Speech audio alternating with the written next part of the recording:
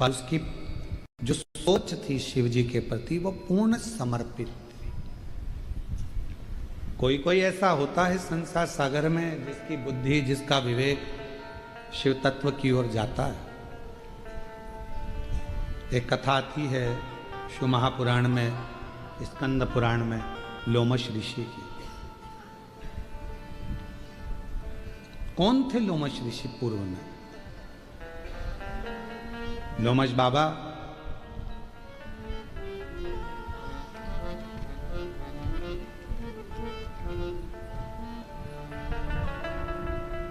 जो एक घर में जन्म ले लेते हैं, बहुत छोटा सा परिवार है और दरिद्र भी है, कुछ खाने के लिए कुछ भी।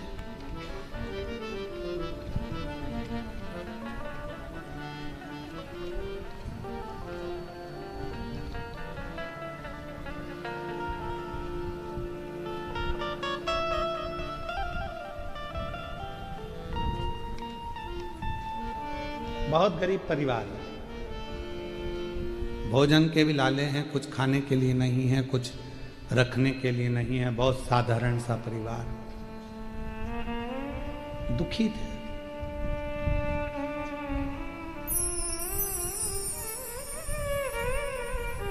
एक दिन भूख लगी। अब भूख के लिए भोजन तो था नहीं, तो सोचा कि कोई जलाशय ऐसा मिल जाए जहां पर पीने का पानी ही मिल जाए। और यदि मुझे पानी ही मिल गया, जल ही प्राप्त हो गया तो मेरा जीवन सार्थक। के लिए जो जल को देखा तो जल में उसको नीचे तल में एक शिवलिंग नजर आया।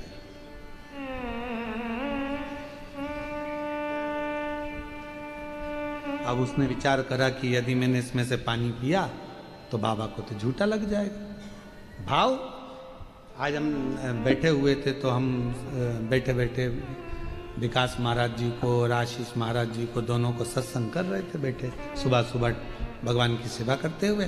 भोलेनाथ जी का अभिषेक करे, ठाकुर जी का अभिषेक करे, शालिग्राम जी का पूजन करे और पूजन करके ये दोनों बैठ गए थे, सत्संग चलता है।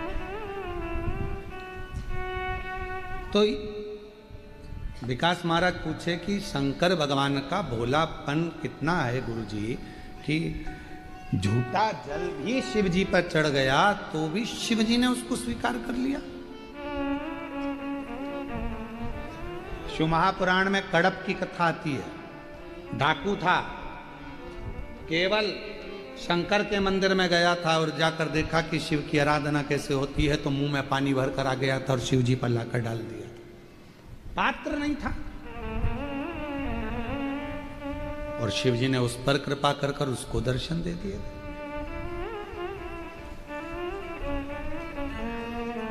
कई घरों में बड़ा झगड़ा होता है, कई घरों में कह देते हैं, अरे बेटा ये पानी क्यों लेकर जा रहे हो, ये पानी अशुद्ध है। शिव महापुराण की कथा कहती है पृथ्वी, अग्नि, आकाश, जल, वायु ये कभी अशुद्ध नहीं होते। इनकी शुद्धता हमेशा बनी की बनी रहती है, इसमें अशुद्धता नहीं है, ये शुद्ध है।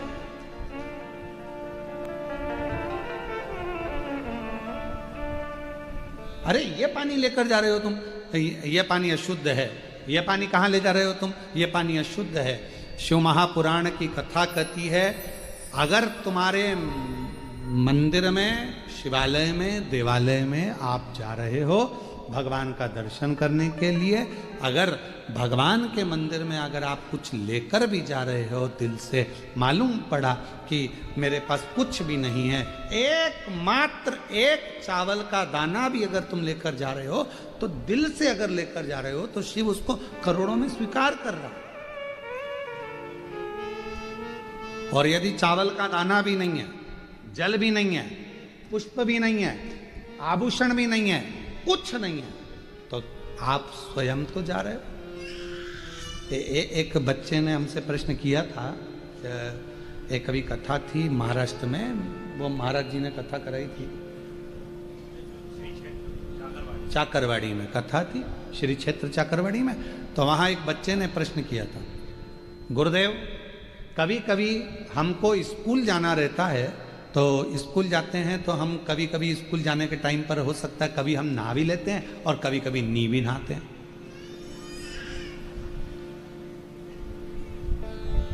तो मंदिर जाएं कि ना जाएं, नी नहाए, जिस दिन नहाएंगे उस दिन चले जाएंगे। तो हम जिस दिन नहाए नहीं उस दिन जाएं कि नहीं जाएं? तो हमने कहा बेटा, चाहे नहाओ चाहे मत नहाओ, पर शिवालय तो जाओ, शिवालय तो जाओ।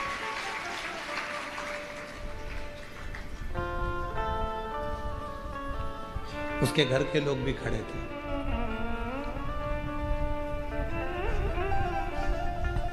गुरुजी, आपने अच्छा निर्णय दे दिया, उसकी मां बोली।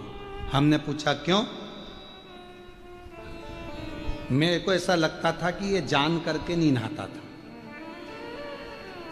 जिससे इसको मंदिर नहीं जाना था, क्योंकि नहाएगा और मैं इसके हाथ में एक लोटा जल पकड़ाऊंगी और इसको मंदिर भेज दूंगा। उसकी मां ने कहा कि आपने कहा कि तुम नहाओ चाहे मत नहाओ, पर शंकर के दरवाजे तो जाओ।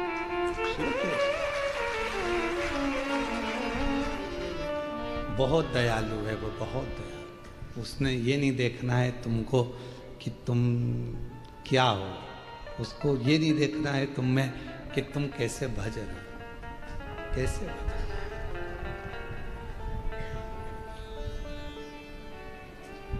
मछली तो रोज नहाती है बेचारी, बोलो बोलो, सही है कि गलत है? मगर भी रोज नहाता है। तो मंदिर जाना, नी नहाए तो मंदिर मत जाना। हम तो पुष्टि मार्गी हैं। हमारे यहाँ नाथद्वारा में श्री जी बाबा का मंगला का दर्शन करने के लिए जाते हैं, तो हम जैसे उठे हमारे ठाकुर के लिए दौड़ पड़ते हैं और दर्शन करते हैं। ठाकुर मंगला मुखी सदा सुखी। हम तो वो हैं कि भगवान का दर्शन बस मिल जाए। क्यों? क्योंकि जब प्राण छूट रहे होंगे तब यमराज से क्या हो गया, अभी रुक जा, पहले मैं वॉशरूम से नहा के आ जाऊं फिर ले चल। सुनेगा नहीं, मानेगा नहीं।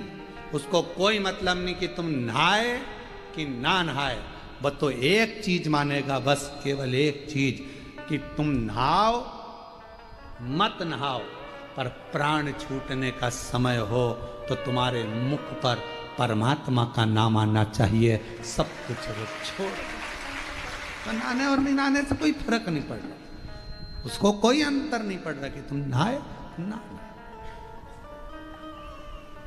हम तो बाबा के भरोसे चलते हैं, हम तो बाबा के भरोसे चलते हैं। ये दुनिया वाले जलते हैं, ये दुनिया वाले जलते हैं। हम तो बाबा के भरोसे चलते हैं, डमरू वाले के भरोसे चलते हैं, काशी वाले के भरोसे चलते हैं। पर मेरी जीजियों मेरे जीजाओं, ये बात तो बच्चे तक है।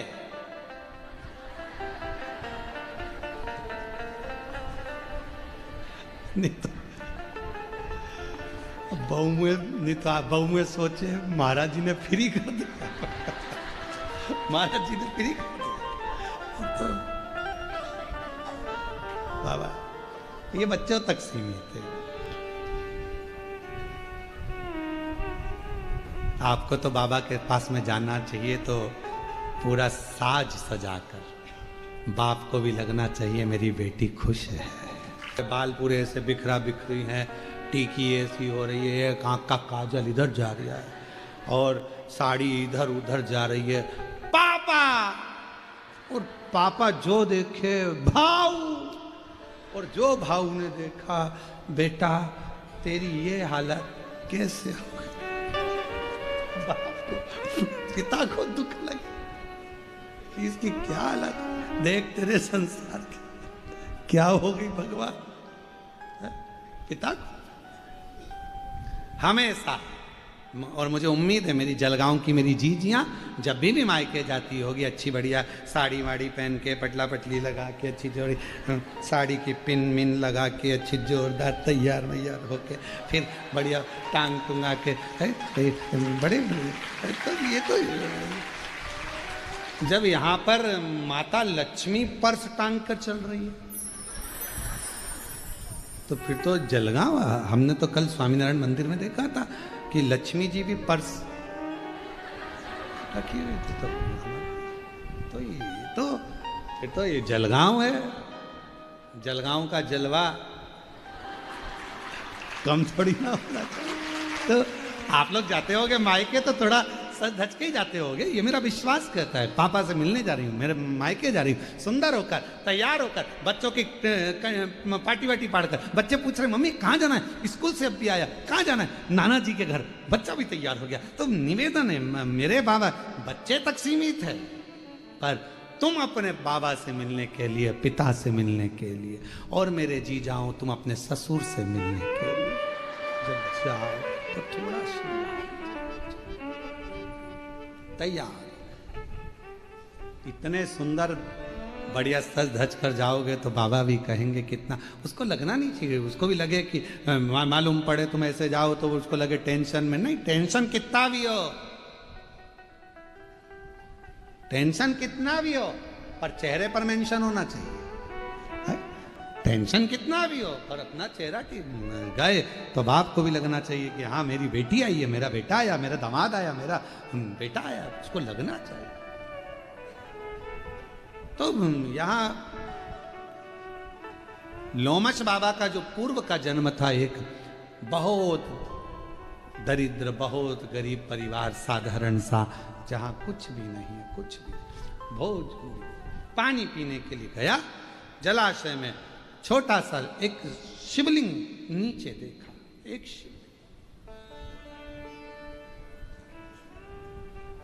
और जब शिवलिंग देखा मन में भाव जागृत हुआ, मन में भाव। अगर मैं जल पीऊंगा, पानी मेरा झूठा शिव जी पर गिरेगा, शंकर भगवान रुष्ट हो जाएगा, ये अच्छी बात नहीं है।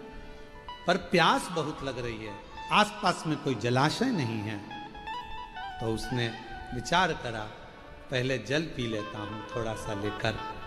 हाथ की अंजलि में जल भरा, दूर गया, हाथ की अंजलि से जल पी लिया। जल पीकर फिर गया, उस जलाशय को छोड़कर दूसरे जलाशय में जाकर हाथ को धोकर एक कमल का पुष्प तोड़ लिया। एक कमल, कहते हैं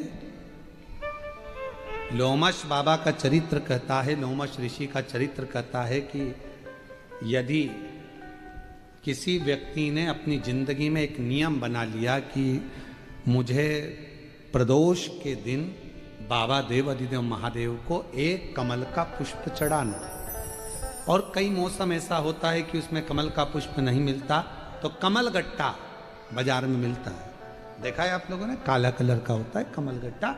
एक कमल का गट्टा भी यदि देव अधिदेव महादेव को, यदि कोई कितना भी दरिद्र है, कितना भी गरीब है, उसका कोई व्यापार नहीं, कोई व्यवसाय नहीं, कोई नौकरी नहीं, कोई चाकरी नहीं, कितना भी परिस्थिति से मारा हुआ व्यक्ति है, अगर उसने प्रदोष की प्रदोष नियम बना लिया, प्रत्येक 12 महीने का मैं नियम लेता हूं और पूरे 24 प्रदोष मैं बाबा को कमल का, जिस समय पर कमल का पुष्प मिल जाए उस समय पर कमल का पुष्प चढ़ाओ, ना मिले तो कमल गट्टा चढ़ाओ। पर जिसने प्रदोष का नियम बना लिया, 1 साल पूरा नहीं होगा और मेरा बाबा उसका हाथ पकड़कर उसको मंजिल तक पहुंचाना प्रारंभ करेगा। कितना भी दरिद्र हो, कितना भी दरिद्र। यह लोमश ऋषि की कथा कहती है, ये लोमश बाबा का चरित्र कहता, कितनी भी गरीब परिस्थिति क्यों ना हो, कितना भी दरिद्रपन क्यों ना हो, कुछ नहीं घर में, पर बाबा पर आश्रित होकर। एक पत्र है, अच्छा है, देखो।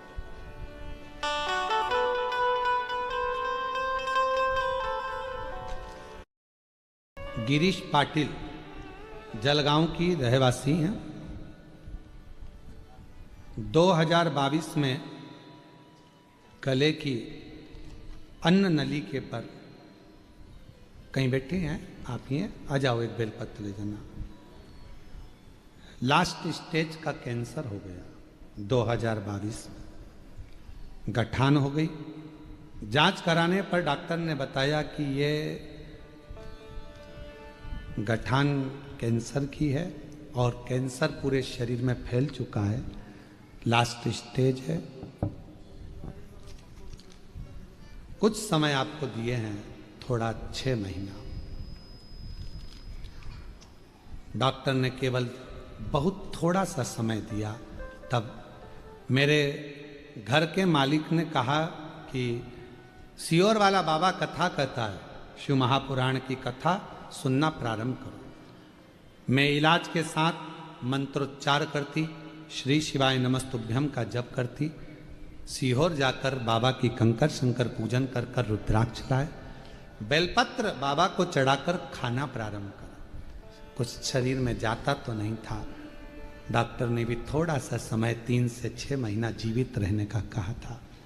लास्ट स्टेज था, ऑपरेशन का मना करे तो करे क्या। तब 1 लोटा जल, बेलपत्र और सीहोर का रुद्राक्ष, इसी पर आश्रित रहे। डॉक्टर ने तो दवाई जो दी वो दी। बाबा, आज मैं बाबा के सामने खड़ी होकर साधुवाद कहती हूँ। किस पर हो जाए जरा सी हम पर कर दो जरा सी। मेरा नाम श्रीमती ज्योति युवराज मराठे है, कहीं बैठे हो आप ही हैं, आइए एक बेलपत्र लेकर जाइए। गांव सिरसोली, जिला जलगांव की रहने वाली हूँ गुरुदेव। आपकी वाणी से भोले बाबा की कथा मालेगांव धूले, बड़े जटाधारी महादेव और जलगांव, इन सब जगह पर सुनी है। हर दिन आपकी होने वाली ऑनलाइन कथा भी श्रवण करती हूँ गुरुदेव। मेरे पिताजी के पाँव में दयाराम दयाराम सोनू मराठे हैं, उनके पैर में एक जख्म हो गया था। वो पैर में इतना बड़ा फैल गया था कि उनको वेंटिलेटर पर डाल दिया गया था। शरीर काम नहीं कर रहा, क्या करें, घबरा गए। तब पिताजी के गले में एक रुद्राक्ष पड़ा हुआ था। उन्होंने कहा कि बेटा, इस रुद्राक्ष का जल में कभी नहीं पिया, वो रुद्राक्ष मैंने उतार कर भी रख दिया था, वो रुद्राक्ष घर पर रखा है, उसको मंगाया जाए। रुद्राक्ष लाए, तांबे के लोटे में गलाकर शिव को चढ़ाकर वो जल पिताजी को देना प्रारंभ करा। बाबा, ऐसी शिव ने कृपा करी, जैसे ही थोड़ा आराम लगा, वेंटिलेटर से निकले, पिताजी ने कहा एक बार सीहोर चले जाओ, वहां का चढ़ा हुआ जल बेलपत्र लाओ, मिट्टी लाओ। सीहोर गए, वहां से जाकर मिट्टी लाए, जल लाए, हमारे पिताजी के शरीर पर लगाना प्रारंभ करा। डॉक्टर भी आश्चर्य में पड़ गया कि एकदम से इतना आराम कैसे लग सकता है। जो पांव कटने की कतार पर था, आज पूर्ण तरह से स्वस्थ है। शिव कृपा।